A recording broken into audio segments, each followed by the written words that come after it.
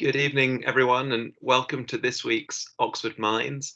As you'll all be aware, this is a series that we began, Susan Relly-James and I, at the start of the pandemic within the Social Sciences Division, in order to provide some intellectual engagement online in a year where we thought there would be very little available in person.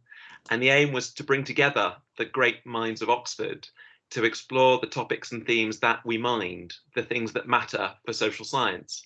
And in the first term, we covered themes, the second theory, and this term we're focusing on methods. And we're really excited to be able to focus on statistics, quantitative methods, and to have three speakers from different departments across the division who in their work use numbers to change the world. They all do things that really matter and engage with issues of social justice. So we're delighted to have them, and I'll hand over to Susan to introduce each of them individually.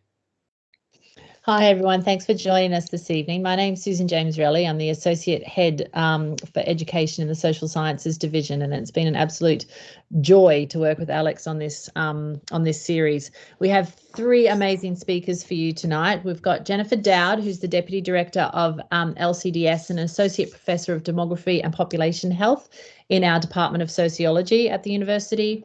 We have Max Kazi, who is an Associate Professor in Economics, and we also have Professor Ben Ansell, who is Professor of Comparative Democratic Institutions in DPIR, Department of Politics and International Relations, and Nuffield College. All going to be speaking to you about numbers and the use of quant methods in their work tonight. So without further ado, I'm going to hand over to Jennifer, who's our first speaker. They'll be speaking for about 10 or so minutes, and then opportunity for Q&A. So please put your questions in the chat. And Jennifer, take it away. Okay, you guys can see that? Everything's good? Okay, great. Thanks, Susan, for that introduction. It's great to be talking to you guys even virtually. I thought for numbers, demographers love to count things, so I figured that talking about some of the work we've done with demography and COVID in the past year would be very interesting. But in general, I have a background in not only demography, but economics, and then drifted into epidemiology. And I typically study socioeconomic inequalities in health and trying to understand why more educated and wealthier people have longer life expectancies, for instance. But the past year has been kind of all COVID all the time. So I'm going to give you a little taster of some work that I've been doing along with people in my center. So as I said, one thing demographers love to count, people and how many are born and how many die and how many migrate. But we also like to break things down by age and sex. So when the pandemic first started in March of 2020, like many of you, I was watching, the data unfold from Italy, which was really the first place outside of Wuhan where we started to see mortality really accrue in a unsettling way. And our center had a couple of postdocs from Italy who had gone back and were reporting back. And so we watched this data coming out with a lot of professional interest as the days went on. And just to show you this, what we're looking at here, this column on the far right is what we call the case fatality rate, which you're probably well familiar with by now. But just in case, it's the number of confirmed COVID deaths in the numerator, and the denominator is confirmed COVID infections or cases, which we know was very underestimated at the beginning. But nonetheless, this was the first data coming out that we had when we were trying to grapple with how fatal really is this infection. And I think the thing that we as demographers noticed very quickly was the concentration of deaths at older ages. You can see that, well over, an alarmingly high percentage of the deaths are above age 60, and very, very few deaths happening below age 50, for example. And so in trying to understand why Italy was being hit so hard, our hypothesis was that the population's age structure would be very important to understanding COVID mortality as the pandemic rolled out across the world. Italy happens to be the second oldest population in the world, with about 23% of the population above age 65. And so at this moment where we were wondering how things were going to play out across the rest of the world, we did some exercises. So our preprint came out on March 15th, when really, the pandemic had not spread to different countries. And we did some stylized examples, looking at countries with different age structures, here, Italy and South Korea. And we assumed a prevalence of 10% infection across the population, which ended up being quite optimistic.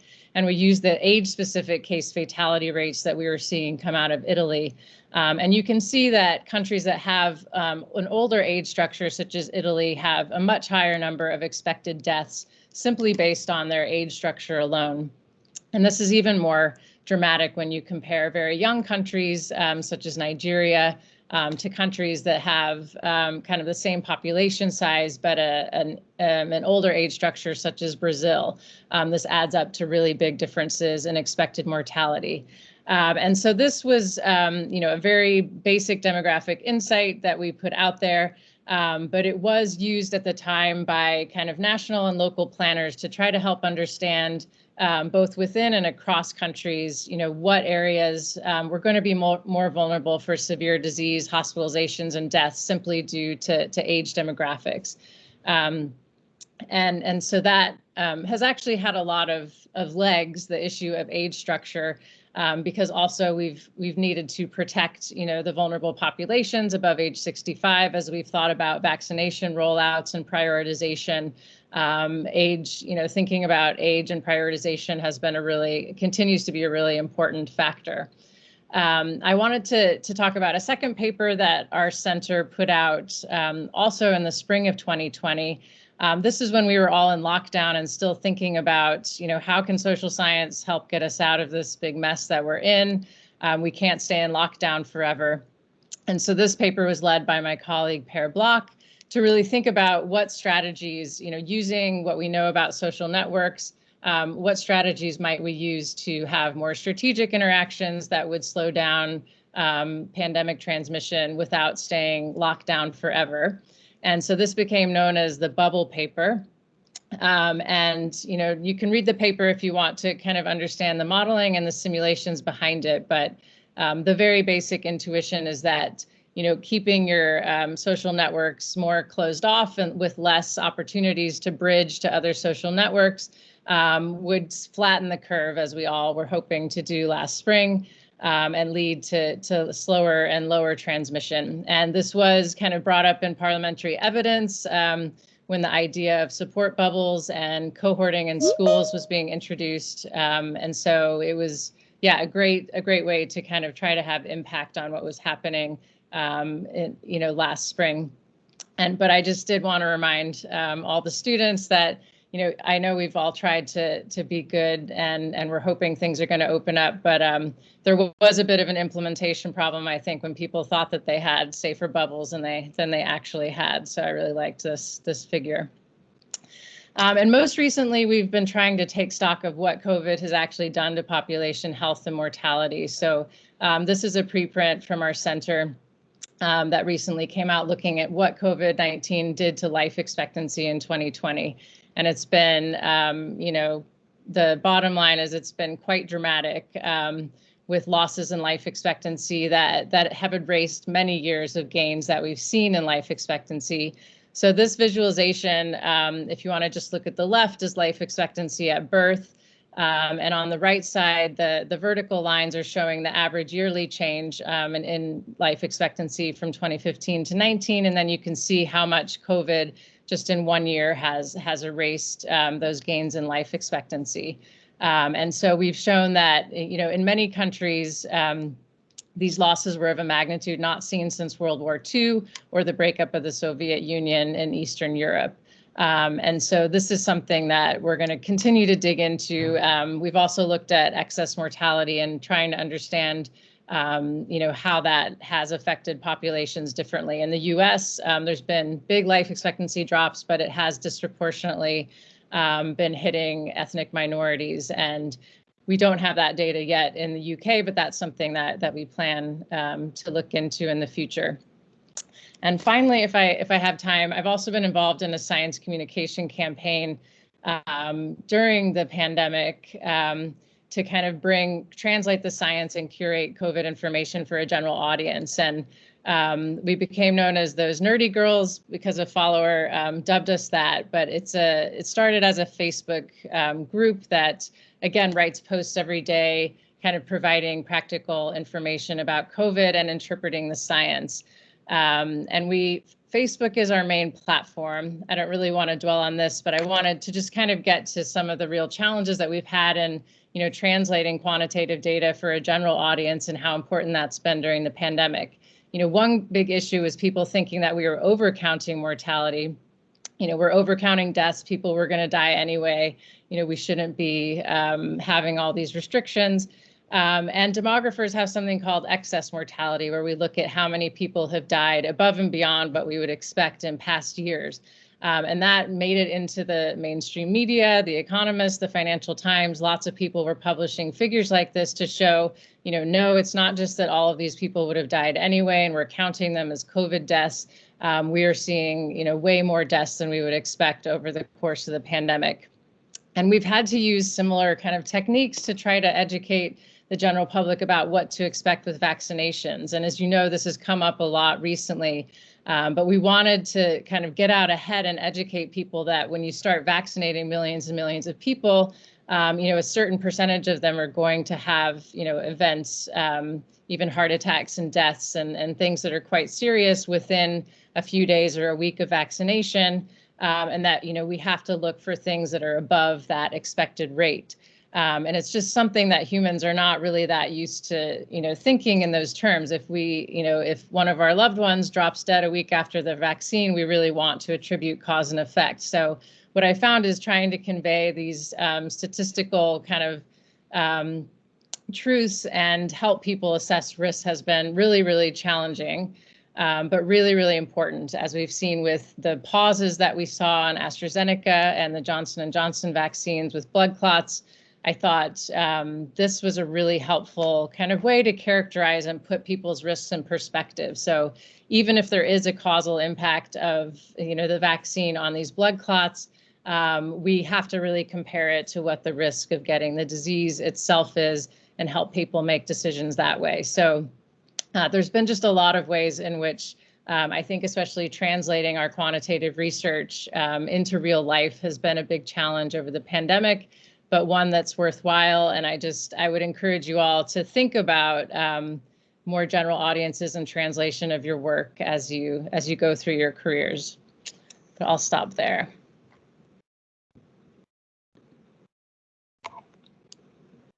Jennifer, thank you. That was amazing. I know I've been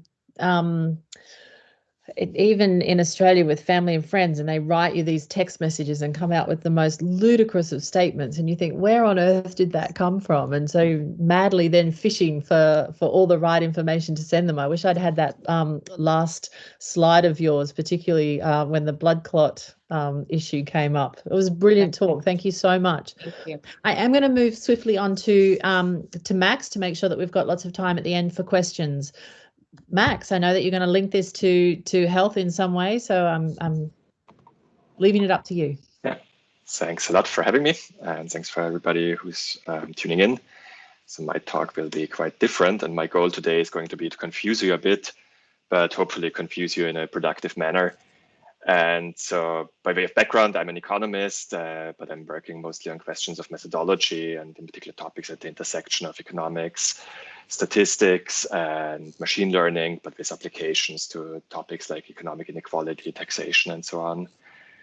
And what I want to talk about today is experimental design, and in particular, the design of randomized experiments, which have become very common in clinical research since the 1980s and have since spread to economics and to other social sciences. And what I want to talk about today is in some ways, I guess, the flip side of the topic of this panel. So I guess we were asked to talk about statistics for the social sciences, but I also want to talk about social sciences for statistics. And in particular, when you run a randomized or an experiment these days, there are kind of some standard prescriptions that probably many of you have seen in methodology classes. And these prescriptions involve two big topics. One is when you run an experiment, is that you should randomize. And the standard argument would be you want to balance unobserved heterogeneity in the treatment control group. So basically to compare apples with apples and oranges with oranges, you want to have a treatment and control group that are similar so that you can attribute differences in outcomes to the differences in treatment, say.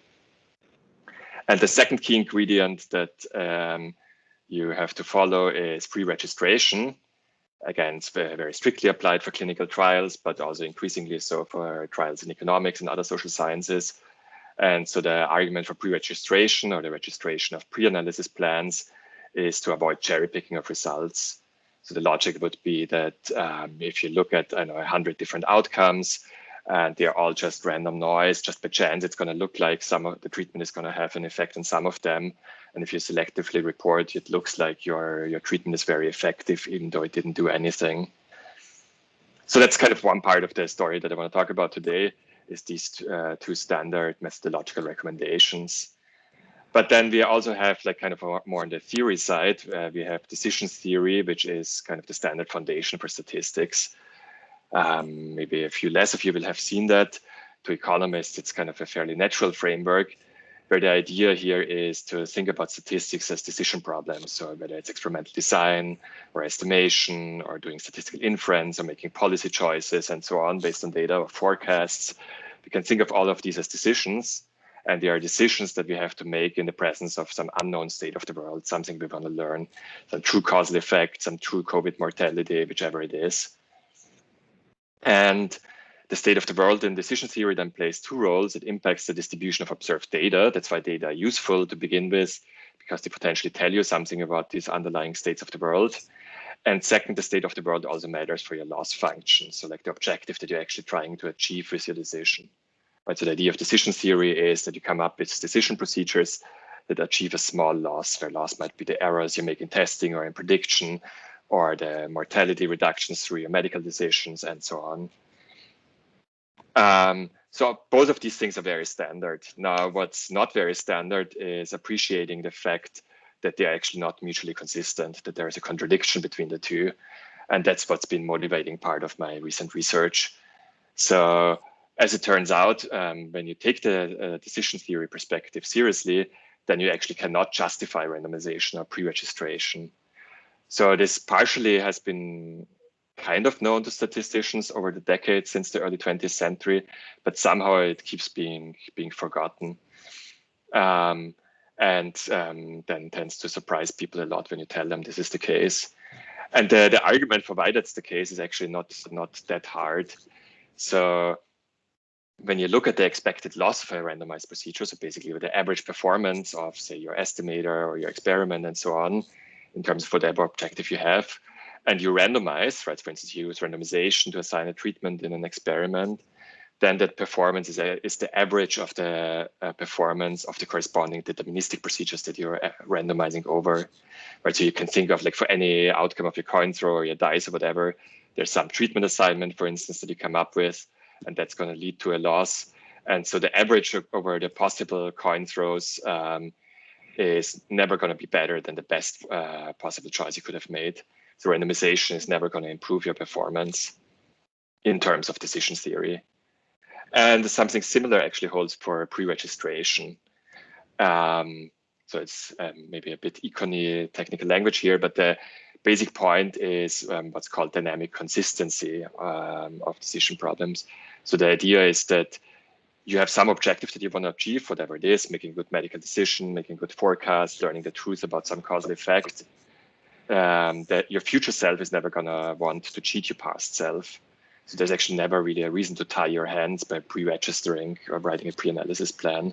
So there's no need for a commitment device would be the econ terminology.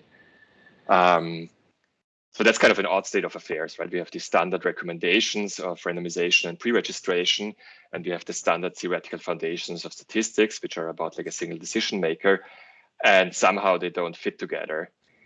And so there's various conclusions you could draw from this observation. One is maybe we need to amend the methodological conventions of experimentation. Maybe randomization is not a good idea. Maybe pre-registration is not a good idea. Or the other conclusion you could draw is that we need to amend our theoretical foundations for statistics. Maybe it's actually not about decision theory. And so maybe we need different foundations to make sense of these methodological conventions. Or maybe it's a mix of both, which I think is actually the correct answer. And so what I'm arguing in various projects that I'm working on is that we actually need new social foundations for statistics. And one framework that's useful for that is a framework that's common in economic theory, which is called mechanism design, which allows us to stay close to the ideas of decision theory. So we can still think about optimal statistical procedures, but taking into account the fact that actually statistical research happens in a social context. And so I think there are actually a lot of advantages to thinking about methods in terms of decision theory. So decision theory forces us to be explicit about important things. It doesn't matter from like a wider social perspective. It forces us to be explicit what our objectives are. What do we really want to achieve at the end of the day, which is encoded in the loss function. It forces us to be explicit about what the possible actions are that we consider. So if we want like the political space of possibility when it gets to policy choices and so on. And it forces us to be explicit about what assumptions we make about data generation. But at the same time, decision theory, I think, is insufficient to address a lot of the important scientific and social challenges that we are facing these days. And it's challenges on different levels. So kind of within academia and research, there's been a lot of talk about replication crisis and publication bias and p-hacking and pre-registration and reforms of statistic teaching in the publication system. It's been a very big discourse over, I would say, like the last 5 years or so, especially in some subfields like psychology, experimental psychology in particular, and parts of the life sciences like epidemiology, nutrition, clinical research, but also in social sciences like economics and political science and so on. And also decision theory, I think, is not sufficient to address challenges related to the social impact of artificial intelligence, the question of discrimination and inequality, the questions of value alignment, which have been discussed a lot in AI. So in artificial intelligence and machine learning, we also have decision theory as kind of the conventional foundational framework to think about this, about the construction of AI. But in both like research methodology and AI, I think decision theory, in particular single agent decision theory, misses a lot of the important points. And in particular, we need to recognize that different agents have different conflicting objectives, whether due to inequality and distributional conflicts or due to value conflicts and so on. And we have to take into account that the objectives of statistical inference or of machine learning algorithms are actually socially determined. So we can't just pretend that there's only one agent in the world who has one objective, and then our problem is to optimize that objective. So we really have to take into account the social dimension in order to resolve these issues. And so the question of publication bias, p-hacking, pre-registration is one of them, where, as I argue, like decision theory cannot make sense of those. And a mechanism design perspective might help. And so what I like about the mechanism design perspective for addressing these issues is that in some ways, it's kind of intermediate between the optimizing perspective of decision theory on the one hand, and kind of the broader social perspective that feels like the history of science, sociology of science, science and technology studies have embraced for a long time. Where I think the social perspective is extremely insightful and useful. It's just hard to translate it into kind of concrete recommendations for what researchers or AI engineers should be doing. And so mechanism design, in a way, allows us to take this intermediate perspective where we still have like some objective that we want to optimize, but we want to be explicit about the fact that there are other agents out there, other people who have different objectives, who have private information that we don't have, and so on. And so kind of part of my ongoing agenda is to take this perspective and think about the revision of statistical methodology that takes the social dimension of research into account in this way. And yeah, I'm not going to bore you too much with references here. If you want to go to my homepage, you will find a bunch of papers that are motivated by this general perspective. And I'll stop here. Thanks very much, Max. That was fascinating. So if we're doing, if I'm understanding correctly, which is quite possibly wrong, given I'm not especially strong on quant methods, are you saying that, you know, we're constantly told that we need to achieve or try and achieve randomization? Are you saying that maybe we shouldn't? Exactly. And that is actually in part of AI that is recognized, right? So in machine learning, they take decisions theory maybe a little bit more seriously, and a lot of automated decision-making algorithms in AI actually not using randomization. And actually, when you do in statistics, right, when you do estimation or forecasting and so on, nobody's actually arguing that you should randomize. It's just, I think, partially for historical reasons that in the context of treatment assignment, we argue for randomization. And in many cases, it's maybe not that bad how much it costs you. But I think there is a fundamental issue to recognize that the foundations that we're teaching and the recommendations that we're making are mutually inconsistent. And so I think there's something to be discussed there. Brilliant, thank you. I'm sure there's going to be some questions about that in the Q&A. Ben, I'm going to move straight over to you to give you enough time. Thanks very much. Thank you, Susan. Okay, let's see if I can do this properly. What I'm going to do is share my screen. Can people see my screen? Yep, perfect. Brilliant. Okay, now I'm going to enter full screen and scream if you can't see it. Okay, now I can't see a clock, so Susan, shout at me or hope that I'm watching my stopwatch if I go over time. But what I'm going to try and do today is talk a little bit about various strands of work that I've been engaged on recently, one of which is, and I therefore have to have my flags up in the top left corner, funded by the European Research Council. So this is a grant on wealth inequality, and I'm the PI of a team of 5 of us looking at wealth inequality, the politics of it. So how do people feel about rising house prices? And in particular, how do they feel about rising house prices if they don't own a house or if they own an inexpensive house?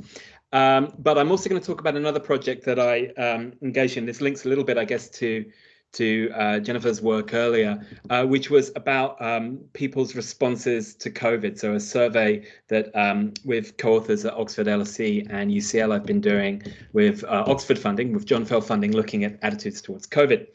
And indeed, what we'll see right at the beginning is I even look a little bit at combining both wealth and COVID in a desperate attempt to connect all the parts of my work. What I want to do today is present my work within somebody else's framework. There is a really wonderful book by the sociologist and computer scientist Matthew Sagalnik, who's at Princeton. It's called Bit by Bit. One particularly amazing thing about Bit by Bit is it's available for free online. So if you look up his name or you look up Bit by Bit, you ought to be able to find this. It's sort of like a website version of a book. And Sagalnik is providing in this book a guide to research design in the 21st century in quantitative methods, and how to think about the advantages of essentially of the internet, of big data, to some degree also of machine learning, but really more of big data and the ease with which the communication evolution, the ease and lack of expense that creates in doing things like running surveys or running experiments. But one really nice thing about this book is that Sagalnik splits different types of quantitative social science research into 3 types. So the first is observing behavior. That's when, you know, we go and look at things that have occurred in the real world that we didn't intervene with or we didn't interfere with, and we try and make sense descriptively of what's going on, and then maybe, but with a bunch of caveats, causally about why we think things happened. The second thing we can do, and this is often thought of really as survey research, is we can ask people stuff, right? So we can sort of intervene. We go and we run a survey, we design our own questions, we design our own measures, and we go out and field this. And that gives us then some data that's sort of somewhere between observing things and intervening ourselves. The third form is really intervening, and that's running an actual experiment. Now, now I've heard Max's talk, I'll put this in scare quotes, right? Randomizing and pre-registering your experiments, which is certainly the case for what I'll show you today. But in that case, we're intervening and we're trying to see how different treatments that we give to people alter their behavior in particular ways, where we're trying to sort of extract that effect from other things that might make them behave in particular ways. So it's a great book, and it's a useful way, I think, of organizing my own research.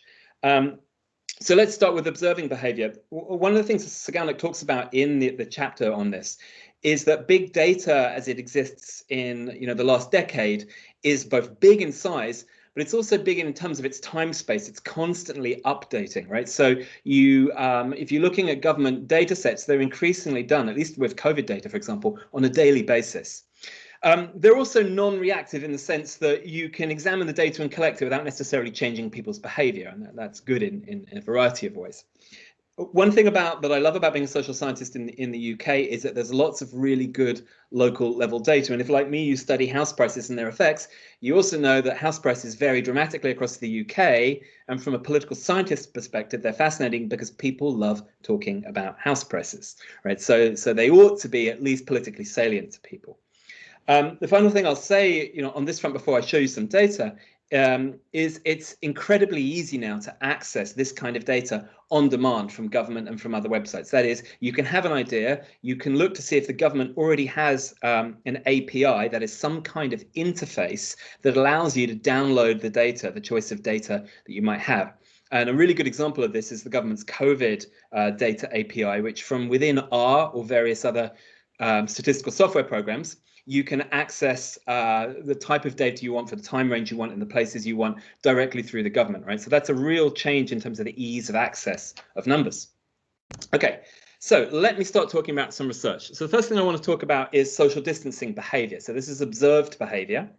And here we, Asley, Mads and I do the postdocs in my team, we have a paper that's just about to come out that looks at local variation in community mobility. And so this data comes from Google, and it's an estimate of how much activity there were in certain types of places, workplaces, residential places, retail, and so on, which Google takes basically from people walking around with Android phones in their pockets or accessing Gmail and so on and so forth, right? So it's trying to figure out how much mobility is there in places relative to the baseline of January 2020, right? And as you can imagine, that dropped dramatically in workplaces.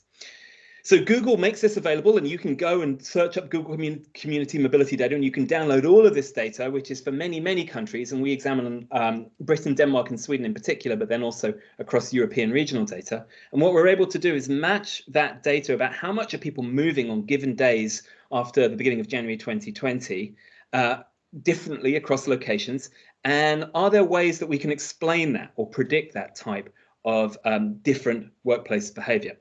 Now, one neat thing about this particular project is I started working on a draft paper with Asley and Mads early on, and I put the code that I've written in the statistical software R, I put it on GitHub. I am not a power user, to say the least, but I was able to put my own code up online and discovered to my delight that somebody came in and helped me make graphs, right? Made my graphs better, tidied up my code, right? So this is another really exciting thing that I don't think was true a few years ago, is that you can have this sort of interaction with people, with your data in real time. Okay, so what does social distancing workplace activity look like in Britain since February 2020? This is just going to be up to August because that's what the paper was on. But here is a dragon. Okay, so this dragon is the change in workplace activity in each of 330 English and Welsh local authorities. Actually, so I think this does include Scotland as well in this graph, but not Northern Ireland. And you can see then right at the beginning of the graph, which is late January, there's no difference from baseline except for spring half term. That's the nose of the dragon. And then there's no real difference at all until mid-March, when suddenly workplace activity drops absolutely everywhere in the UK. It actually dropped before March the 23rd, when Boris announced the full lockdown. It started dropping about a week before that. And then it bobbed along at very, very low levels, just affected by weekends and bank holidays. Those are our spikes and legs of the dragon, because it's sort of relative to what you might expect for a particular day. So in other words, weekends, people didn't go out very much, so they also didn't go out very much during this time, so you get a spike. And then you can see it gradually rose over the late spring to a level in July and August that was still about 50% on average less than normal. Now, you might wonder what the colours are, which I've deliberately not said. The colours are whether a local authority on average voted for Remain or for Leave. So the yellow colours are Remain, the blue colours are for Leave. And what we noticed in our analyses around Europe is that places that tended to vote for populist parties were also able to distance themselves from workplaces less. Now, we don't know why that's the case. It could be that people in those areas are more skeptical of messaging about the coronavirus. That seems to be the case in America, right? Trump voting areas tend to be more skeptical about the coronavirus. But it could also be that places that voted for Brexit were places with lots of manual workers who could not socially distance, right? And the yellow places are full of professional Remainers like me living in a house in North Oxford, not having to move and being able to work from home. So in order to try and figure out what was going on, we ran regression analyses for every single day from March separately. And we looked at the day-by-day predicted coefficient. So in other words, the predicted effect in scare quotes or relationship between a variety of different variables, all putting them in an analysis at the same time, and social distancing. And what you'll see at the bottom right corner is that the Remain vote is negatively correlated, but only from mid-March, with workplace activity behavior, even when we control for everything else. But we also see lots of other interesting things here, like places with more expensive housing also socially distance more, places that were more dense also socially distance more, places with lots of professionals, and so forth. Okay. Another piece of observational data I want to talk about is just about wealth. And this is a completely different type of observational analysis. It's text analysis. You can now download all the speeches that MPs have made in Hansard going back to the 1990s.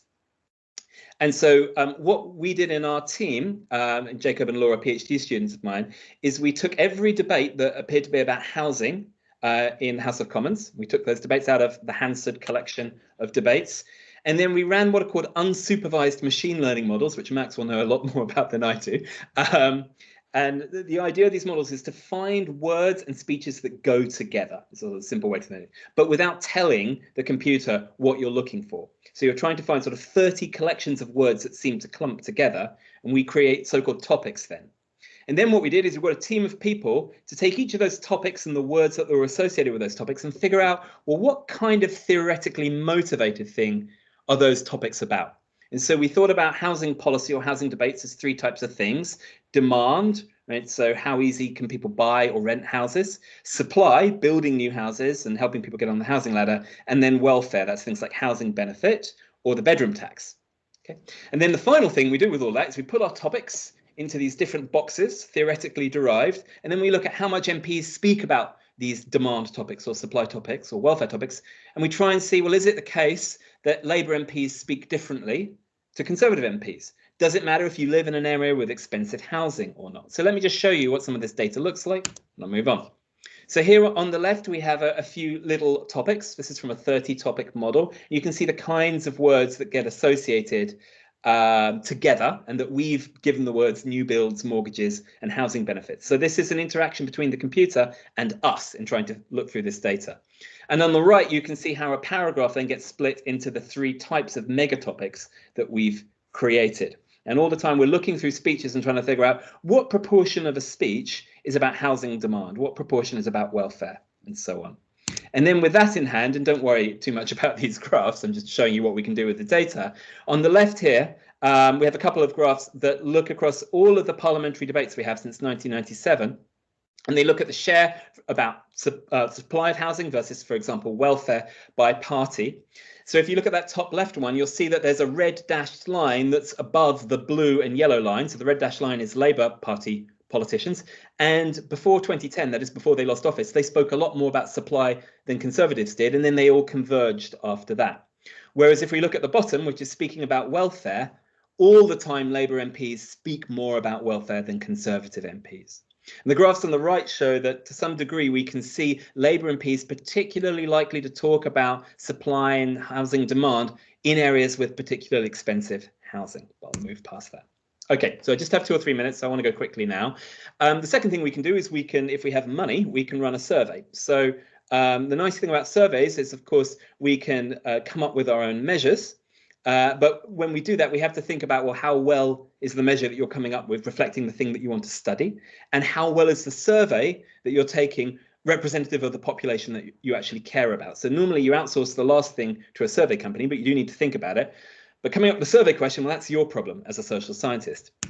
So what we recently did, Martin Bauer at LSE, Jane Gingrich at Oxford, and Jack Stilger at UCL and I, we ran a two-wave YouGov survey in October 20 and February 21. The nice thing about running a two-wave survey is we could look at how people's views had changed over these particular periods. Another nice thing about this project is I was able to, and I guess you can potentially look this up if you have this, because I won't click it. I was able to write all of my code in R Markdown in RStudio, the software, and then publish it directly online from that into our annotated results, right? So it sort of cut out the middleman of trying to turn it all into a PDF. And so we found all kinds of interesting things, but let me just show you one of these, which is because we asked people in the first wave how likely they were to take the vaccine, we could then see the probability of them being likely or very likely to take the vaccine in the second wave. And we can see all kinds of interesting things here, like, okay, people in the first wave who said they were unlikely to want to take the vaccine didn't necessarily want to take it in the second wave, but still 50% of those or over who said they were unlikely were now likely or very likely, and the don't knows moved dramatically. Right, so we see there is still a group of people who are anti-vaxxers, but by and large, vaccine hesitancy declined. We were also able to look at political effects, right? So we found that people who voted Remain were on average more likely than those who didn't vote in the EU referendum or those who voted to leave to want to take the vaccine. That result's actually quite consistent, holding a lot of things all else equal, and is, I guess, in a sense, consistent with some of what we saw earlier of social distancing. So the final thing I want to say in my minute left is about running experiments. Okay, so with Max's caveats aside, it's nice to be able to run your own experiment because then you can really isolate the treatment that you care about from things that might select people into an experience like that treatment. Okay, and you can, of course, do this in the lab or an online lab, as we had to do during COVID. And the nice thing about lab experiments is people interact with each other, or you can embed it in a survey just like the one I showed you. And so I'll very quickly show you what we did in our wealth poll lab experiment. Here we gave people different amounts of wealth before they earned the lab. They found out a week beforehand what their wealth would be. And then we had them perform a task that I'll show you in a second, and they earned income. And then at the end, everybody found out something about the distribution of wealth or income in the group of 24 that they played with, and they voted on taxing each other. And indeed, they got whatever the taxes were, right? So they played a game. We also randomized the kind of information people got about the distribution of wealth or income among everybody else. So in other words, we gave them different information. So I'll just show you what that looks like here. There was a task on the left where you had to move a slider to a target value from a current value, which is history's most boring task.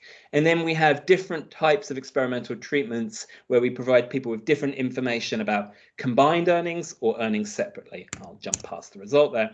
But we also, and I'll conclude here, embedded a survey in that COVID experiment I mentioned earlier, when we asked people about the vaccine, for a group of people who were not in the control group, we added extra text about the Pfizer vaccine, where Britain was the first country in the world to authorize its use. And of course, with AstraZeneca, we were able to say it's a British vaccine to see if there would be any kind of vaccine nationalism. And as you can see, there was almost none, which was a really interesting finding for us, right? We had assumed that people might be excited to take a British vaccine, but they were just excited to take any vaccine at all. I'll stop there. Ben, thank you so much. That well, it was a whirlwind tour. It's quite a lot.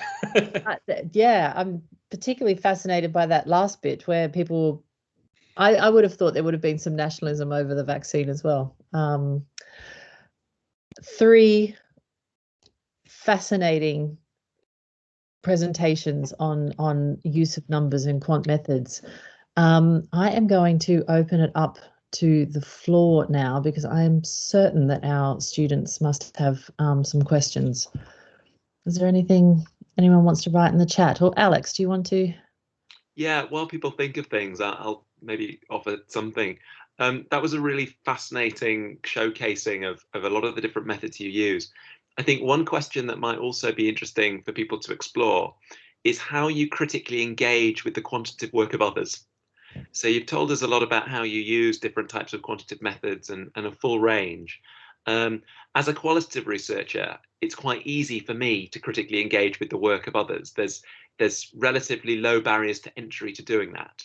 Whereas actually there's probably quite a high cost to things like replication or looking at the underlying data set or scrutinizing the methods people use.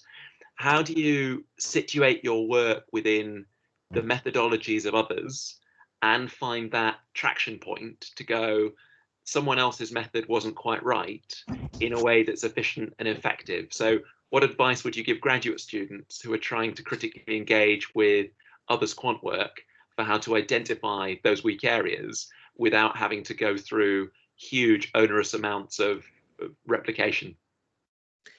I'll just speak very quickly on that, because I'm a journal editor, and we insist if you do quantitative work that you do submit your data and replication files. I think that's fairly consistent now across economics, and I'm presuming demography and sociology, where you can submit the data. And sometimes there are reasons why you can't do that. It's going to be particularly true for demographers, I would imagine. So what I would advise students to do is actually to do the thing that you said would be onerous, which is to go and look at the code that people have put up online and see if you can just put you ought to be able to take their script, take their data, and produce the same results. And then you ought to be able to change a few things and see what happens.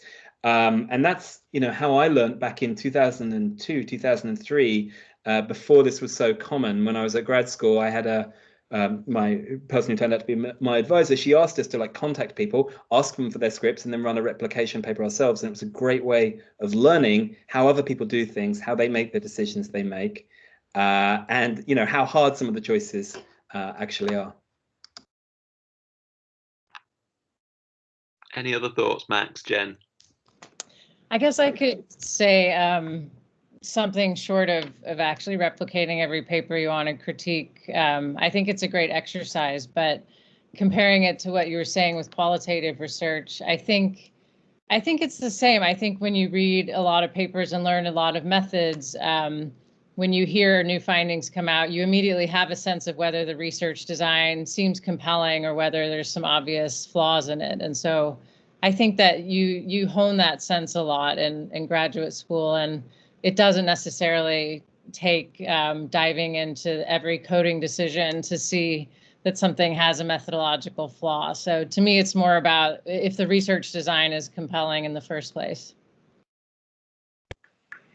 So I guess as a methodologist, you're almost by profession, entitled to keep criticizing the work of empiricists. But I think one point that's maybe worth emphasizing and connecting to what I was talking about is that often without any wrongdoing or methodological mistakes of an individual researcher or published work, the overall conclusions from the published literature can be very distorted. And so this connects to the publication bias, which is something I've been working on earlier.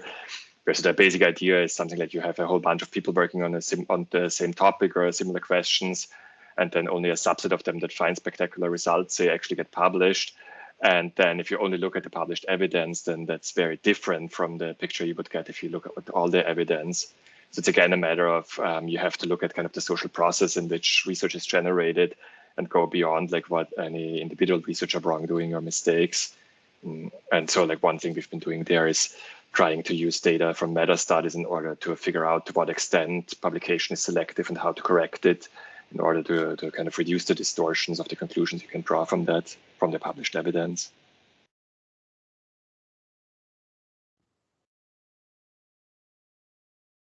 Thanks. Feel free to put questions in the chat box, or if you want to raise your hand, given we're on Teams, you can have the luxury of actually speaking.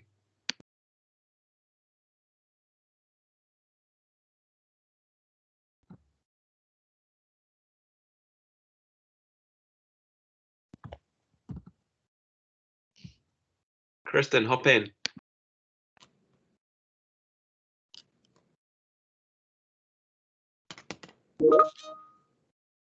I think the participants are automatically on mute, but yeah, please do, Kristen, put it in the chat.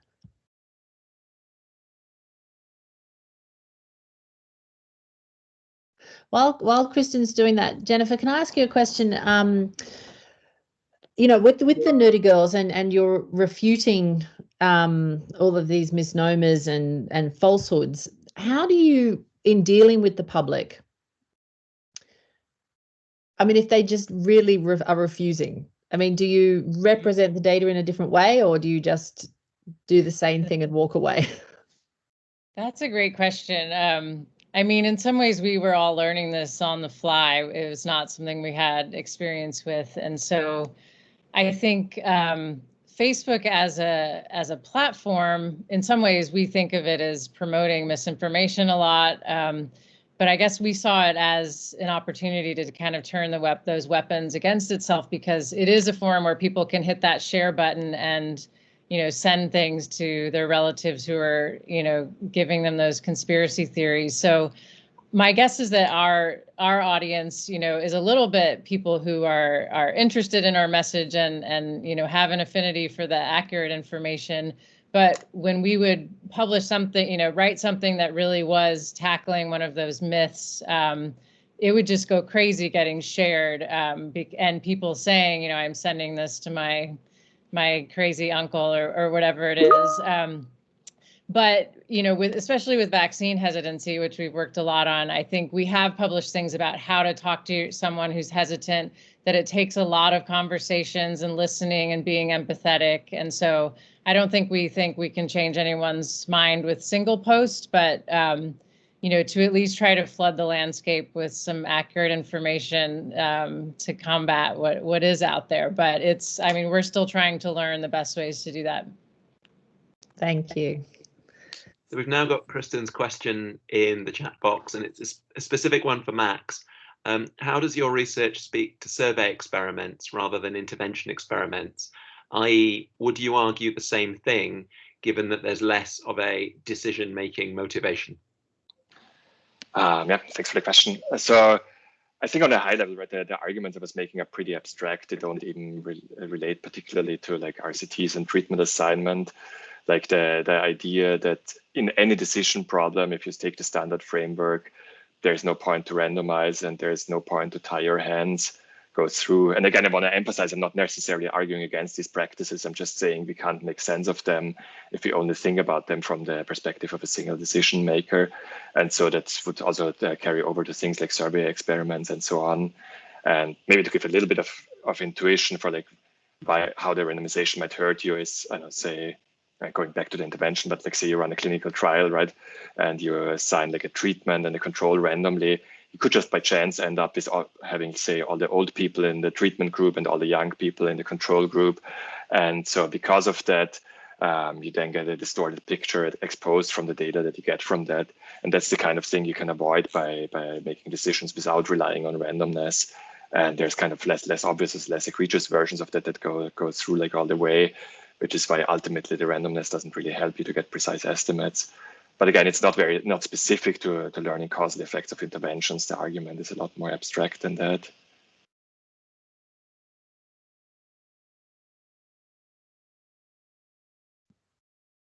Thanks, Max. Kristen, I hope that helps. Are there any other questions that people wanted to ask in the chat?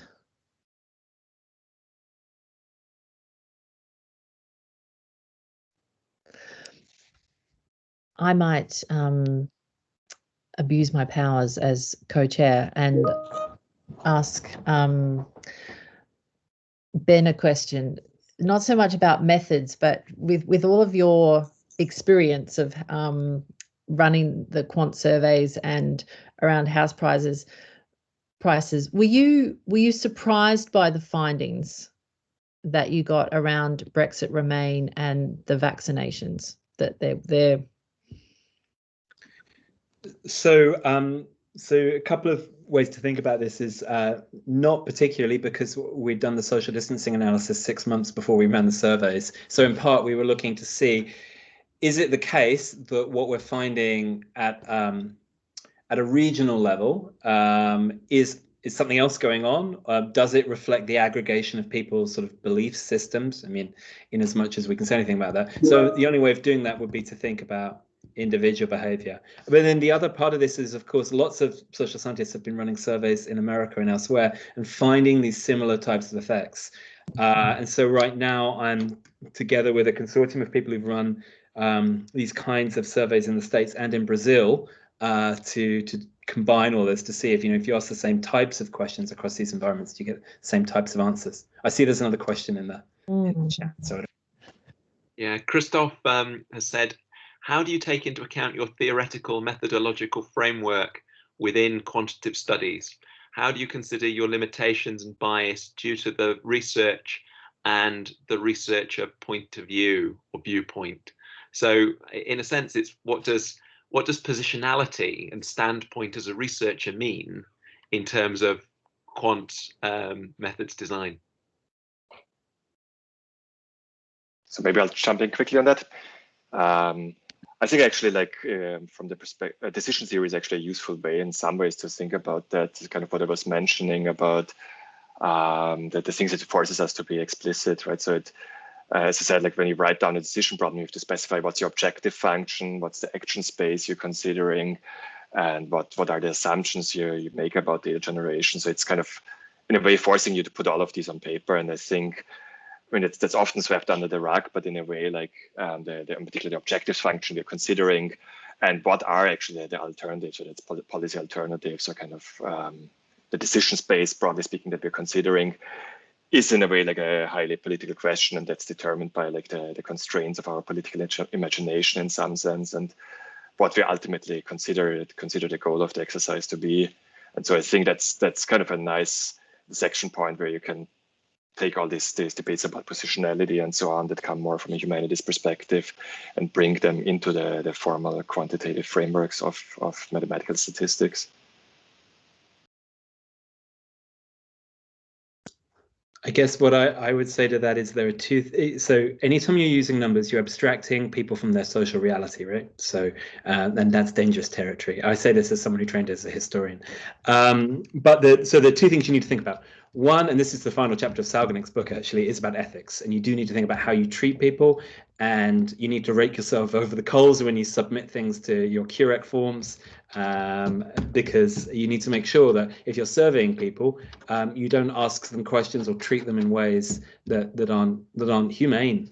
But the second thing is you also need to think really, really deeply about what the social concepts you're actually measuring are. And many debates in the social sciences are because we all think we're talking about the same idea or institution or motivation, but we're measuring it in different ways, and we have different underlying concepts because, of course, these are social objects. They're not measurable objects that are physical. And then so those are the two challenges we have, although they're also challenges that qualitative researchers have. I don't think I have too much to add, but what Ben said made me think a lot about the field of social epidemiology and social determinants of health, and how exactly we're often running regressions with race ethnic variables as if it's something that we can manipulate or is not a structural variable, that it's an individual level characteristic, and that's something that is quite challenging in health disparities research, because we are just using these very large data sets, and it's easy to throw in these very crudely measured social concepts and write papers, but yeah, much harder to be sensitive to those real structural issues. Brilliant. I think we're just about reached time, but this has been an extraordinarily rich, accessible, and engaging conversations. And I think in different ways, you've each been a great advert for quantitative methods in the social sciences. So a massive thank you, Jen, Ben, Max, for a great conversation. Thanks Alex. Thanks, Susan, for hosting. Thanks very much. Thank you. Have a good evening. Thanks to the audience. Have a good evening.